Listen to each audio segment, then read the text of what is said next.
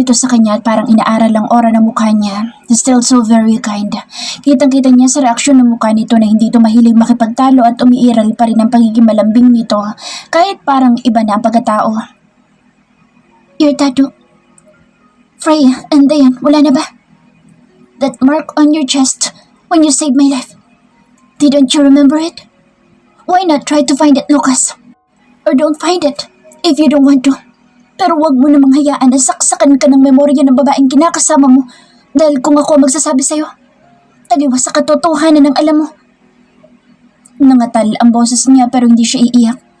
Kita niya na parang humugot ito ng malalim na hininga saka parang umuwi at nasapo ang ulo. Kung pwede lang niyang iumpog ang asawa niya sa pader para matauhan, sana kanina pa niya ginawa. Kawawa naman ito. Ibang-iba na ang alam ng utak at parang isa itong bulag na nangangapa sa dilim at ang umaalalay ay kapwa bulag din. Suddenly she wanted to touch his handsome face, make him feel loved and wanted. But it isn't the right time. Time will come. Tumayo ito at walang pasintabi na naglakad papalabas ng kanyang opisina. Nanatili siyang nakatitig sa malapad na likod ng asawa. Si Cecil na ang number 1 suspect ng Daddy Nix niya sa pagkawala nila Lucas at ng bianan niya. Ngayon, nakumpirma pa niya dahil yun din ang tinutukoy na nobya ng bianan niya.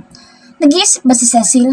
O baka masyadong malaki ang tiwala noon ng 101% na kaya noong bigyan si Lucas ng panibagong bersyon ng utak? Are you dumb out of your mind? Galit na singhal ni Feline kay Lucas nang makauwi siya at nagkwento ng tungkol sa nangyari sa opisina. Hindi siya dito nagpaalam na pupunta siya roon. Basta na lang niya iyon naisip para sa ipinagbubuntis nito. Gusto niyang makuha ang share pero sumakit ang ulo niya sa mga nalaman niya. Si Feline ang kanyang pinaniniwalaan pero may parte sa pagkatao niya na hindi kayang baliwalain ang mga nakita niya kanina at mga narinig. Bakit ka pumunta doon? Mamaya kung ano-ano sinabi ng sayo. Lalo ka lang magulo. Galit pa rin na singhal nito sa kanya. Nakakuyom ang mga kamao. Lucas saw his father being accompanied by the nurse. Itanong mo sa ama mo kung dapat ka bang pumunta doon. Umiling iyon. You should have not. Yun lang saka tumalikod at naglakad papaalis. My decision is final. Anya. Sinusuway mo na ba ako? Ako na nag-alaga sa'yo? Sa inyo? Gigil na tanong nito sa kanya. Calm down. Anya naman dito. Hindi ako maniniwala sa babae yung kahit na kailan. Stop overthinking and trust me. I know what I'm doing. Hindi mo sila kilala. They're worst. Dito ka pa dumiretso. Paano ko saktan nila sa daddy? Ililipat ko siya ng bahay para save siya sa mga Rosales. Okay, do it. But I would still work there. Hindi ko na lang muna bibisitahin si... Tom! Namilipit siya sa sakit ng ulo at alerto kaagad si Feline na kinalkalambag. Nakahanda ang ineksyon nito sa tuwing nagkakaganon siya. Magpahinga ka na. Tama na. Just promise me that you will not believe your enemy. Kayang-kaya nilang magtahi ng kwento dahil napakayaman nila. Ani Feline sa kanya. Hawak na siya sa braso. I know. Leave everything to me, love. Mamiti ito at nananguan siya. Ito naman ang gusto niya dito dahil napaka-supportive sa kanya. Kahit na noon pa. Pero hindi man niya gustong maramdaman ay may pagdududa siya ngayon kay Feline dahil lang sa nakaharap niya si Freya Rosales. And damn that woman for kissing him and seducing him for he was bodily affected. Kanina pa paikot-ikot si Freya sa may tapat ng closet habang magkasaliko pa mga braso. She doesn't know what to wear. She was scanning her entire closet to find the best dress that she could wear. Why? Because Lucas will start to work today. Holy fox. Para man siyang tanga na isipin na gusto niya na maganda siya ngayon. She wants to seduce him hanggat hindi pa umaangat ng gusto ang umbok sa tiyan niya. It's another way of drawing him nearer. At oras na pumunta ang ipokritang Cecil na sa opisina, ipakakaladkad niya sa gwardya talaga at kakampasin niya ng marriage contract. Actually, she already filed a case against that woman. Kaya anytime na gusto niyang bawiin si Lucas, pwede. Kaya lang ayaw niya kasi, hindi naman siya sigurado kung sasamang asawa niya sa kanya. As much as possible ay ayaw din niyang magkita ang mag-ama niya. Baka harap-harapan ng saktan ni Lucas ang kalooban ni Dayan. Mahirap na mawala ng amor ang bata, lalo pa nga at wala namang laman ang utak ni Lucas kung hindi kagaguhan. Parehas lang na kawawa ang mag-ama niya. At sabi ng Daddy Nix, huwag siyang kikilos ng kaduda-duda. Baka daw nasa panganib ang kanyang bianan at si Lucas, kaya hindi siya dapat na magpadalos-dalos ng kilos. Sapat na raw ang gawin niya ang trabaho niya sa opisina. Mahirap daw na baka patayin na mag-ama kapag nahalata ni Cecil na may alam na sila sa lahat. Mommy, why can't you decide what you should wear? May pinapagandahan ka na po ba, Mommy? Biglang tanong ni Diane na nasa may pinto na pala ng walk-in closet at naghihintay sa kanya. Kaagad siyang napakurap at tumingin sa anak na parang may lungkot na kaagad ang mga mata. She's trying to look perfect here, Dad. Singit naman ang kakambal niya kaya nairolyo niya ang mga mata. Nakasilip din kasi ito sa pinto. Her twin brother is spending his life beside them for the past 2.5 months. Sa bahay nila ito parati umuwi para may kasama silang parati ni Diane. Nakakapambabae lang ito ay kapag nasa mansyon sila ng mga magulang nila. Tumingala si Diane sa tsuhin at parang na-excite. Dad is back? Daddy Felix? Mommy? Ibinalik no ng tingin sa kanya kaya pasimple niyang pinandilatan si Felix na nag-hands up lang naman sa katumalikod. Her family already know about Lucas' epic comeback in the company. Gusto na nga ng papa niya na kumilos at bawiin ang asawa niya pero pinigil niya. She wants to solve this on her own. At ang una na nga niyang ginawang hakbang ay pagsampa ng demanda kay Cecil. At oras na uminit ang ulo niya, bubuksan niya iyon kapag may signal na si Onyx. At darating ang araw, nabubuksan niya talaga iyon para mabulok ang babaeng iyon sa bilangguan. For now, she has to make Lucas believe her first. Kapag nakuha na niya ang loob ng kulugon niyang asawa, sa kanya gagawin ang dapat sa babaeng iyon na umagaw ng lahat ng pagmamahal at panahon ng asawa niya na dapat ay sa kanilang mag-iina. Malay mo, dumating si Daddy bigla sa office. Di, Mommy looks beautiful, di ba? Excuse na lang niya kaya tumawa naman ang bata. Yes, Mommy. I like that. Why not wear red? You look pretty in red. Nito na para nag-iisip sa kahumakbang ng papasok at kusang pumili ng damit para sa kanya. What Diane found was a red long-sleeve dress which barely reached half of her thighs and too tight in her judgment. Napaawang pa ang mga labi niya kasi hindi na sa kanya bagay iyon kasi feeling niya ay malaki na ang tiyan niya. And so what? She's proud of being pregnant. Kasal naman sila ni Lucas at hindi niya alam kung paano magagalit iyon kapag nalaman na nagsinungaling siya na annulled na sila. Sa huli ay inabot niya ang damit at isinuot iyon.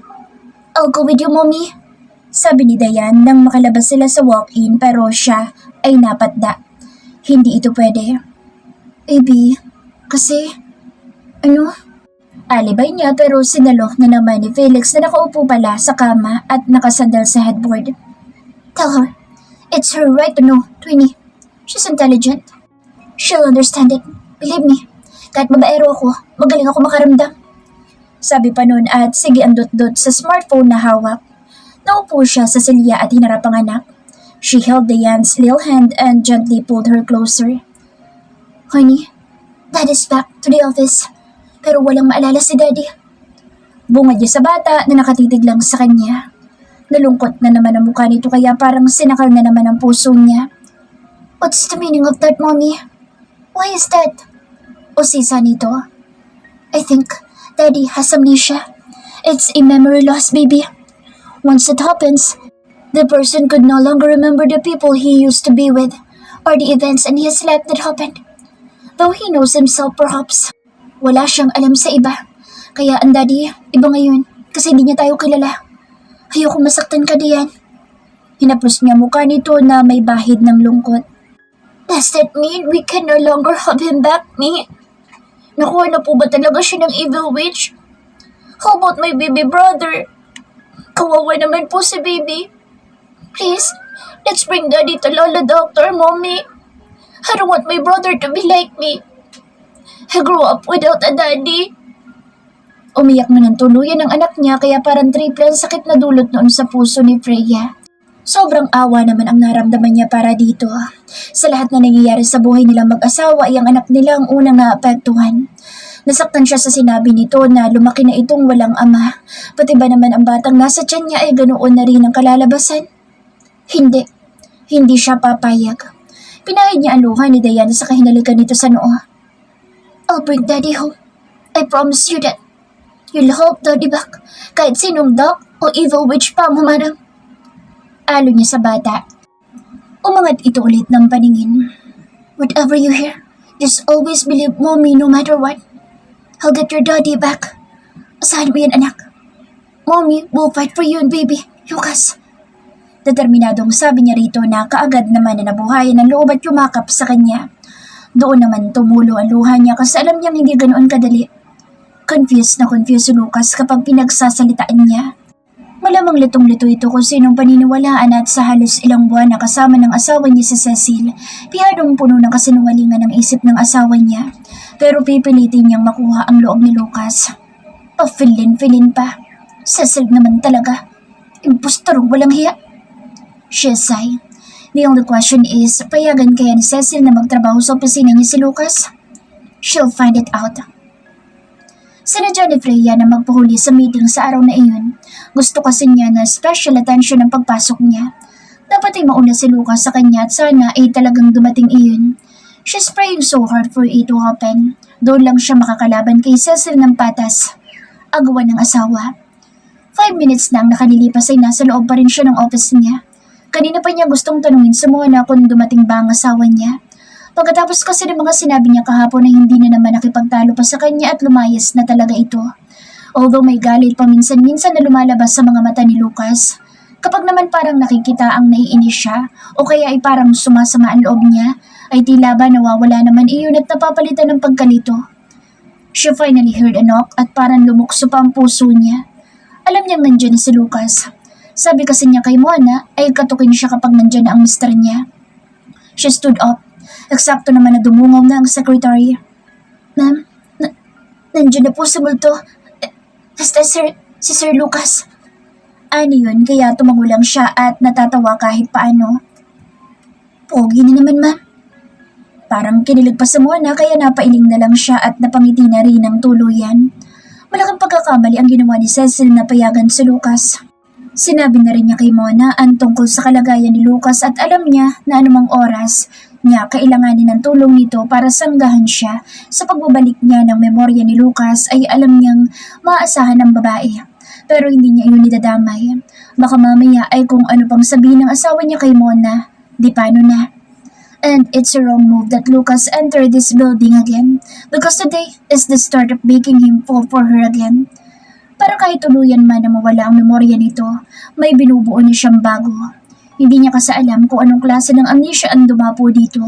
But if her instinct is telling her right, it's just a retrograde amnesia or short-term memory loss. May naalala naman kasi ito. Alam nga na pinakasalan lang siya para maghiganti o baka kahit na iyon ay isinaksak lang ni Cecil. Malapit na yung matimbog at 1 kilos na lang ng kanyang daddy Nix. Naglakad na siyang papalapit kay Mona at taas noong naglakad papunta sa conference room. She slid the door open. Pinasadahan ng tingin ng kabuuan ng silid. Good morning, gentlemen. Bati niya sa lahat. She saw confused faces pero kahapon pa niya napaabot sa board ang tungkol sa lagay ni Lucas, kaya hindi na siya gaanong nag-aalala pa. And speaking of her dear husband, guwapong-guwapo nga ito sa suot na business suit. Nakapamulsa ito at nag-iisa sa may bintana. Parang diniktahan na naman ito kung anong gagawin at sasabihin. He's looking at her, particularly at her tummy. Wala kasing halos makita yata na umbok. Baka nagtataka kung buntis nga siya o hindi. Pormal ang mukha niya pero pilya ang takbo ng utak niya.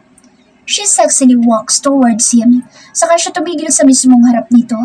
Matihim ang titig nito sa mukha niya at ganoon din naman siya. Good morning, ex-husband. You look handsome today. Buong kapilyahan niyang bati rito. Pinagpapaniwala niya itong ex na niya ito.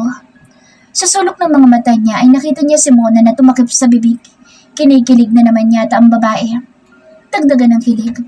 Kunwari inayos niya ang kwelyo nito pero kapag kuway hinila niya iyon at kusa naman ay yumukod.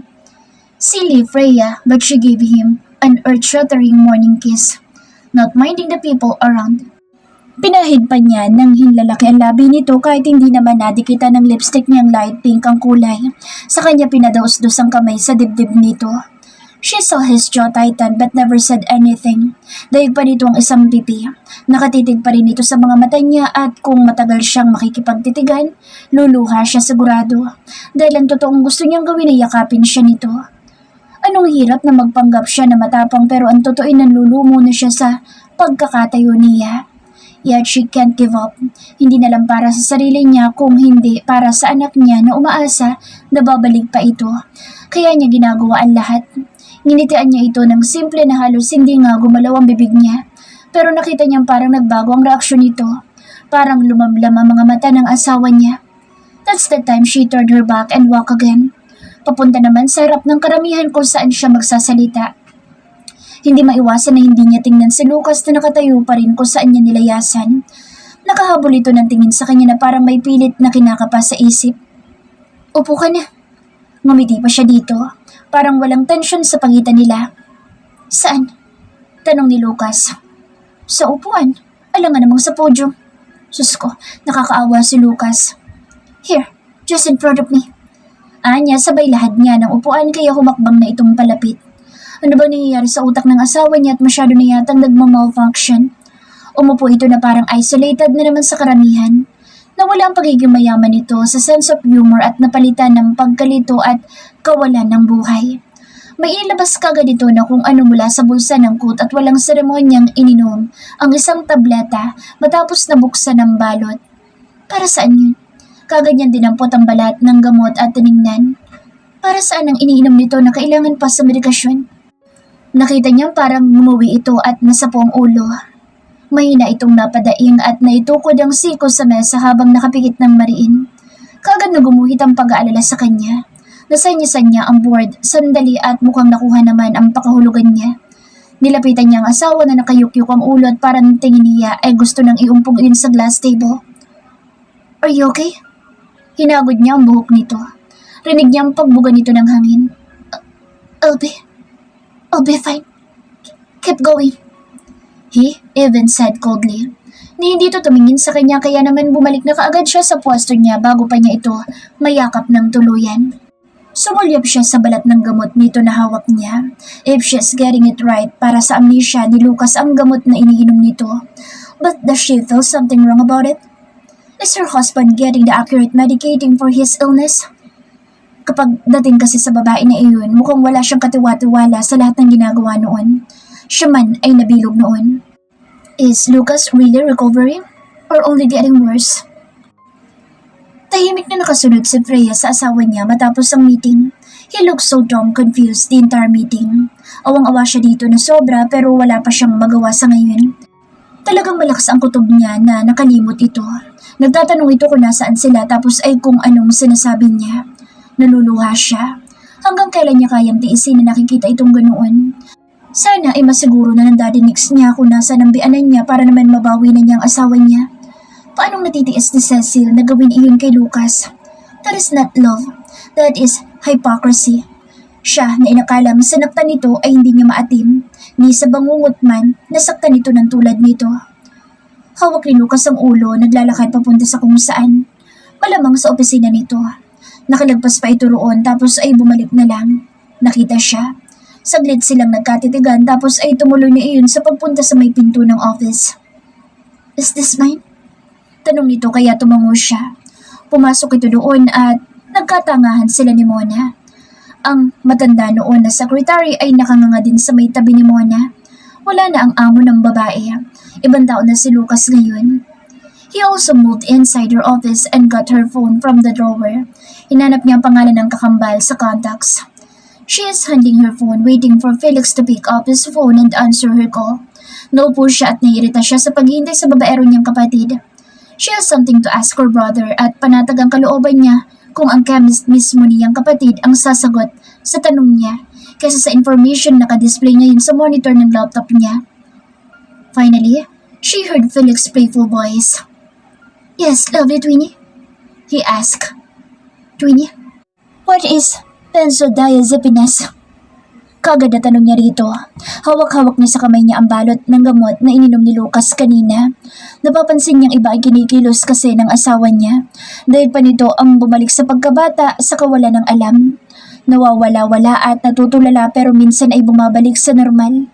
Kanina kahit na nagme-meeting ay yun ang napapansin niya dito at ang laki ng epekto noon sa kanya bilang asawa nito. There's something wrong with him. Hindi niya alam pero baka dinodroga na ni Cecil si Lucas para tuluyan ng madiktahan at malamna ng katarantaduhan ang utak. Ano bang meron sa asawa niya na ganito na lang kung pag-interesa ng babae na iyon? Kung gwapo, marami namang gwapo. Umiling na lang siya at napaismid pa. Benzodiazepines? A drug, of course. Why? Huwag kang iinom yan. Palalaglag ang bibi mo. Banta ng kakambal sa kanya na parang nagpanik pa. Natawa pa siya at naitukod ang kamay sa noo. Hell no. Anong side effect nito? Usisa na lang niya. Kailangan na niyang malaman, asap para matigil ang kung ano man ay kinasisira ng ulo ng asawa niya. Gamot yan sa pagtitreat ng anxiety disorders. Side effects are confusions, slurred speech, memory problems, and many more. Imporma nito sa kanya. Umawang ang mga labi niya. Memory loss? Kaya ba walang maalala ang asawa niya at parang mas lalong nawawala pa ay dahil sa gamot na ito? So binubura talaga ang memorya ni Lucas ng tuluyan ng gamot na iniinom nito. End of the story. Parang biglang umalsa ang kabusitan niya pero pinilit niyang itinago. How about overdosage, Twinnie? Tanong pa niya. Double or triple the side effects. It's bad. Nagiging suicidal ang nagdetect niyan. Bakit? Sinong uminom niyan? O sisa naman ito sa kanya. Suicide? Parang nalaglag ang puso niya. She felt so much pity for her husband. That Lucas, who's so attentive and full of life, is now becoming lifeless. Lumunok muna siya. Si Lucas. Halos ibulong na lang niya, kasunod ay ang pagbikit niya. What? Stop him immediately! For Dom's sake! Mababaliw ang asawa mo, Twinnie! Anito sa kanya. Paano? Ayaw niya akong paniwalaan. Kasabay ng pagtulo ng luha niya ay ang pagbukas ng pinto ng office niya at para pa siyang nastatwa ng iluwal noon ay ang lalaking topic nila. Hindi niya makapasa sa sarili niya ang pagmamahal na ipinangako niya sa akin. How can I even make him believe if he believes someone else? Patuloy niya kahit nasa harap na niya ito. Paanong marinig nito ang sinasabi niya at baka magbago ang takbo ng lahat? Stop crying. The baby. I know. You will find a way. Hindi ka pinababayaan ni na Daddy Nix. Anito sa kanya sa malambing na boses. Hindi na siya sumagot. She canceled the call and faced her husband. Iba na naman ang mood nito pero parang mas matino ito ngayon kaysa sa kanina sa meeting. Nakatitig ito sa mukha niya at kung bakit naman naisipan niyang iharap dito ang laptop niya na may page na nakabukas, displaying the results she found about this drug, so-called benzodiazepines, na match sa sinabi ng kapatid niya lahat. Matalino talagang chemist ang kapatid niya, kahit loloko-loko ng sobra. She looked at Lucas. Nakapabulsa ito sa may harap mismo niya. He is leaning at the edge of her glass table, studying her. Iniikot niya ng konti ang swivel chair niya para harapin mismo ito. Sumulya pa ito sa hita niya. Sino ba naman ang hindi mapapasulyap ay ang puti-puti niya at sobrang kinis pa. Natuwa naman siya pero ano bang silbi ng physical attraction niya rito kung emotionally at mentally zero scores naman siya? It makes no sense. What do you want, Lucas? Tanong niya. Wala siyang panahon na makapag-flirt dito ngayon. Na-stress siya. Yun ang totoo. Naiinis siya dahil hindi niya alam kung anong gagawin dito para bumalik ito sa dati. As much as possible, the first thing that she wanted to do is to bring him to specialist. But how? Hindi ito sasama sigurado. Hindi nito pinansin ang laptop na iniharap niya rito. Why do you always kiss me? Tanong nito na kamuntik niyang ikasamid. Titig na titig pa man din ito sa mga mata niya. Mauubo pa sana siya at mangingiti. Akala niya ay kung anong tungkol sa trabaho ang dahilan kaya pumasok pa ito sa office niya. Yun pala ay iba ang concerned matters dito. Akala niya nahihirapan itong magsimula sa paggawa ng kung ano, yun pala'y nahihirapan sa halik niya. Inayos niya ang sarili, inalis niya sa pisngi ang mga natuyo niyang luha. Why ask? Does it matter? Umangat ng konti ang kilay niya at gumuhit ang maliit na ngiti sa mga labi niya. Hindi ito sumagot kaagad at parang yumuko pa sa kaumiling. Tumayo siya at tumayo sa harap mismo nito. She held his hand. Tinignan pa nito ang mukha niya at nangunot ang noo. Bakit ka ba nagagalit sa akin? Dahil kay Papa? Malambing na tanong niya rito. Nag-iwas ito ng tingin na tumigpit ang mga panga pero hinaplos niya iyon ng buong tapang at wala sa loob na naidikit tuloy niya ang sariling noo sa baba nito saka siya pumikit. Hindi si Papang may kasalanan, Lucas. If you can only tell me where your dad is, he'd be the one to tell you that your mom committed suicide. But I don't know where to find him. At least, if you would only try to listen to me. You're hurting me. You were aiming for revenge for a sin that didn't truly exist. Anya rito. She felt another tightening of his jaw kaya bumitaw siya. Alam niyang nahati na naman ang isip nito kung anong paniniwalaan. Tiningala niya ito and he bowed his head facing her that close, without expression. Blankong mukha nito. Para itong isang papel na walang kahit na ano, kahit na tuldok man lang. Masabing may makikita o nababasa siya sa ara ng mukha nito. Kung may nakaguhit man doon, galit. Inilapat niya sa palad dito ang balot ng gamot na iniinom nito. Lucas glanced at it with glint of question written on his face. Hindi ka sasama sa akin kung aakitin kita sa doktor, di ba? So better, find it for yourself about the side effects of this drug you're taking. Nalubig ang mga mata niya habang nakatingin siya sa gwapong mukha nito. It's not helping you. Sabihin mo na sana sa akin kung may amnesia ka kasi hindi ako naniniwala na wala. Now, if you'd still try to deny it, itinuro niya ang dambuhalang litrato sa likod niya. Tell me, wala ka bang nakikitang pagmamahal sa akin sa itsura mong yan? Hinawakan pa niya isang kamay nito at inilapat niya sa tiyan niya. Sa kanya ito tiningala ulit. You think I'd let you take me if I didn't see love in your eyes? I'm not that worthless person, Lucas. I'm contesting you. Let's do a paternity test. Sa batang ito at sa iyo at sa dinadala ng kinakasama mo. She demanded, but she got no answer. Ano ba naman nga ang inaasahan niya isasagot dito sa kanya? Di baka nga paternity test ay hindi nito alam. Tumalikod na siya para maupo ulit sa silya niya. Si Daddy mismo ang nagsabi na kasalanan ng papa mo ang lahat. Biglang sabi nito na parang ikinanginig ng mga tuhod niya. Kaagad siyang napahawak sa sulok ng mesa. Ano? Her eyes watered hearing that news. Mabilis niyang inabot ang smartphone niya. Binuksan niya ang gallery at inisa-isang ipakita dito ang mga litratong kuha nila noong umuwi ang ama nito at nagbakasyon dito. See it for yourself, Lucas. Iniabot niya dito ang phone. See it for yourself. At hanapan mo sa Celine o sa Feline ang demonyita ng ganyang mga litrato. After scolding, tell me that you only married me for revenge. Then tell me that you didn't love me. Ayan ang daddy mo. Pinakaiingatan ko yan dahil masayang-masaya si Dayan dyan. Anya rito. Taning nitong smartphone at parang nagdadalawang isip ang tanggapin pero kinuha naman at tiningnan isa-isa. She sat down on her chair. Alam ni Lucas kung nasaan ang kanyang ama. Diyos ko, paano na niya ito mapapaamin kung nasa ng ama nito?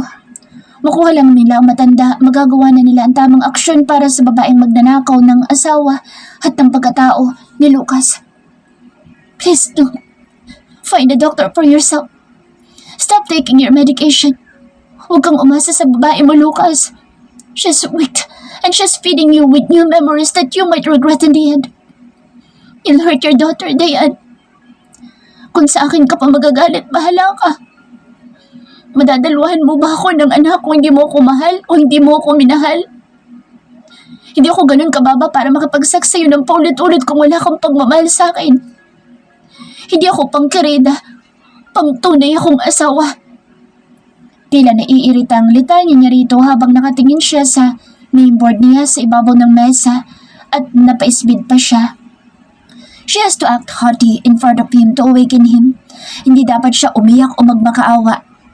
Sumulyap siya sa asawa na nakatingin pala sa kanya at wala naman sa smartphone ng atensyon kung hindi nasa buka niya. Oh, what? Parang kinapos pa siya ng hangin. From his familiar gaze of admiration. Bakit ganito ang titig nito sa kanya? Ay, ano ba, Freya? Umayos ka? Nothing. Nito na naitago pa ang mga labi saka ibinalik sa kanyang smartphone niya. There's a different spark in his eyes when he glanced at her, but she just ignored it. Paisbid niyang inabot iyon at sa pagkadismaya niya, nang sulyapan niya screen ay napasecond look pa siya. Dahil ang sumambulat sa mga mata niya ay ang litrato nilang mag-asawa noong kinuhanan sila ni Diana na nasa kandungan siya nito at naghahalikan sila. Parang namula pa ang pisngin niya sa hiya. Yun palang tinitingnan ni Lucas kaya napatitig sa kanya kanina. Para na siyang tanga na maapektuhan pa ng ganito ay nilalandi na nga niya. Asawa naman niya si Lucas. Bakit naman parang naiilang pa siya? Buntis na nga siya sa pangalawa. Balik na naman ba sa kunwaring pa-virgin effect? At hindi biro ang inabot niya sa kami ng asawa niya sa pagbuo ng Lucas the 7th nila. Napasulyap siya kay Lucas na nakatingin na ngayon sa pakete ng gamot at parang may iniisip na malalim. Tapos ay tumingin sa tiyan niya at sunod ay sa litratong nasa likuran niya. She saw a positive aura on his face at lihim siyang napangiti sa nakikitang anyo nito.